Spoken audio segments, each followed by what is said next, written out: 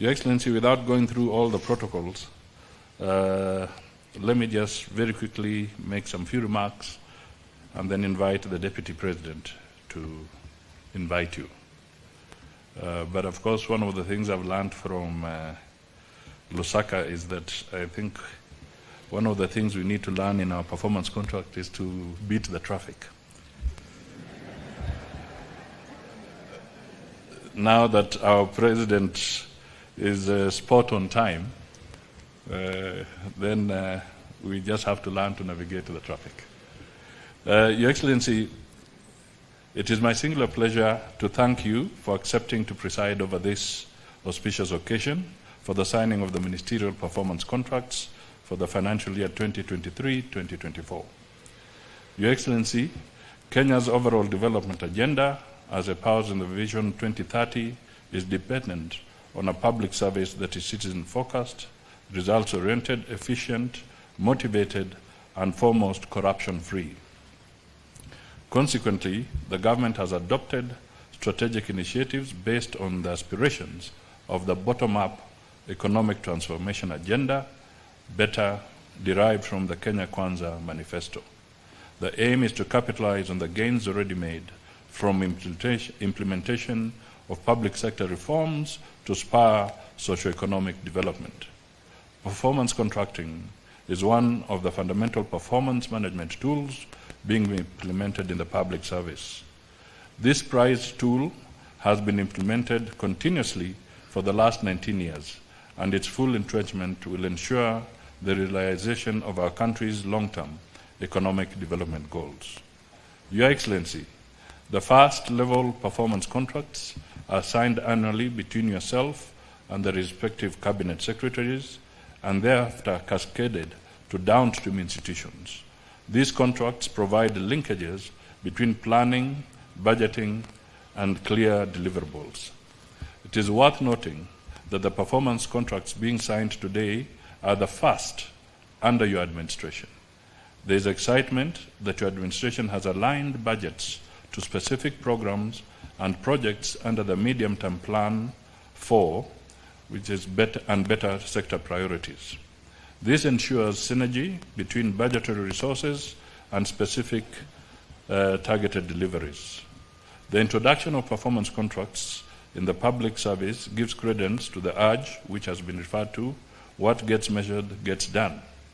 Adoption of performance contracts by ministries, departments, and agencies establishes uniformity, consistency, and objectivity in measuring public service performance. Sustained implementation of the contracts should enable public institutions to refocus on improving institutional governance and efficient use of public resources, leading to effective service delivery as demanded by us by the Constitution. Your Excellency, Executive Order Number 1 of 2023 entrusts my office with coordination of performance management in the public service. Since then, I have made several promissory pronouncements regarding the public service we envision for Kenya. Today, I will restrict myself to presenting a report leading to today's event. The first port of call was to re-engineer performance management through tested strategic initiatives. First, the performance contracting process has been automated through the development and rolling out of the Government Performance Contracting Information System. This has made the process fully web-based and therefore set to minimize the need for lengthy interpersonal interventions and consequently saving valuable management time. Second, my office has initiated the development of a public service management bill that seeks to streamline and standardize performance management in the public sector. It will provide a framework for rewarding meritocracy and performance while fawning on ineptitude and discouraging non-performance. I must add that this is the first time public service management will be anchored in law. The optimal deployment of the human resource in the public service will gain immensely from this bill, as it intends to give legal backing to officers who toil without reward or promotion. Your Excellency, even as we demand optimal output from our public service, we must urgently cure it of lack of career progression and almost lifelong acting in positions. Your Excellency, it is evident that acting in a position for long durations demotivates public service officers. Third, we are currently in the process of developing a public participation bill jointly with the AG's office that aims to reinforce the positive transformation brought about by the 2010 Constitution of Kenya. It proposes to establish clear standards for effective public participation and to create a robust framework for the management and coordination of public participation initiatives throughout Kenya. Cognizance of the constitutional principles and values of governance, the proposed bill seeks to place the citizens at the heart of governance processes, thereby ultimately promoting more inclusive and accountable governance. By doing so, we aim to strengthen the state-society relations and ensure that the voices of citizens are actively considered in decision-making processes. Your Excellency, the background to this is that in tandem with performance management, public sector reforms are vital to a government that is responsive, efficient, and citizen-centric. These reforms aim to transform our public institutions, streamline processes, eliminate bureaucratic hurdles, and enhance governance and service delivery. It is clear in my mind that by undertaking these reforms, we are creating an enabling environment that fosters economic growth, attracts investments, and improves the quality of life for all Kenyans.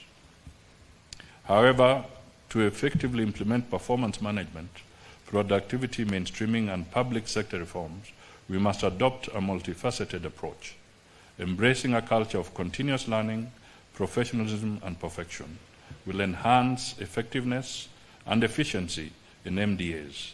For this reason, we will ensure regular monitoring, evaluation, and reporting of progress. This will enable us to identify areas in need of improvement and take corrective actions.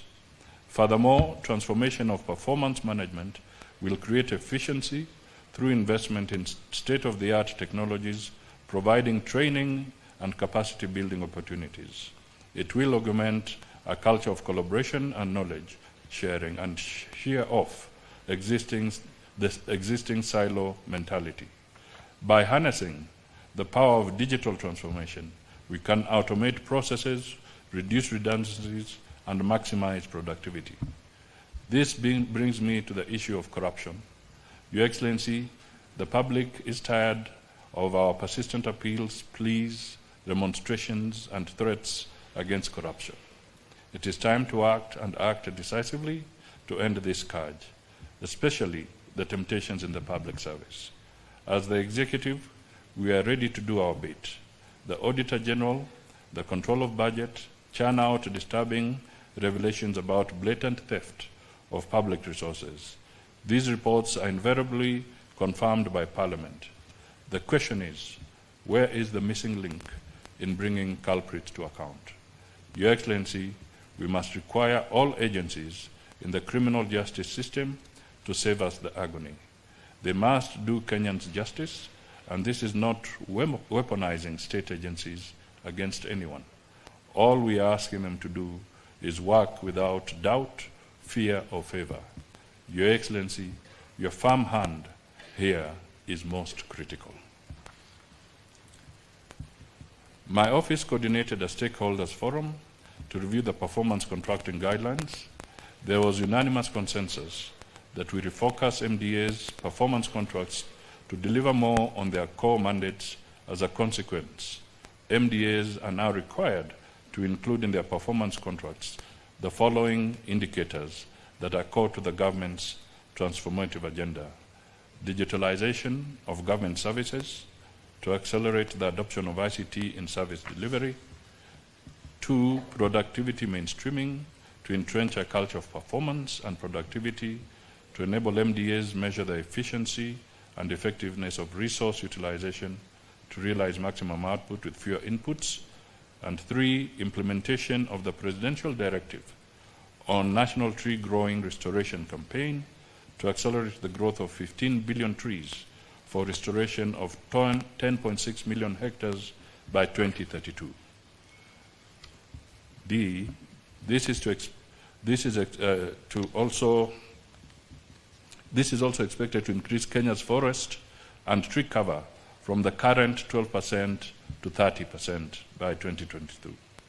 Your Excellency, today's ceremony marks a key milestone for our administration.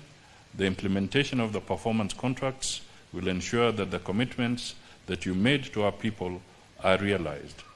May it also interest you to note that the performance contracts that we have signed with you have been deliberately designed to incorporate the priority programs and projects contained in the 4th Medium-Term Plan, MTP4, 2023-2027, and the national development priorities in the 5 better sectors to be implemented by MDAs during this financial year.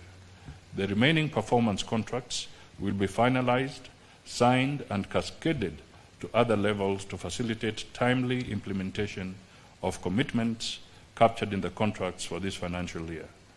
May I thank all the Cabinet Secretaries, Principal Secretaries, Chairpersons, and Executive Officers of state corporations and development partners for supporting the entrenchment of performance management in the public service.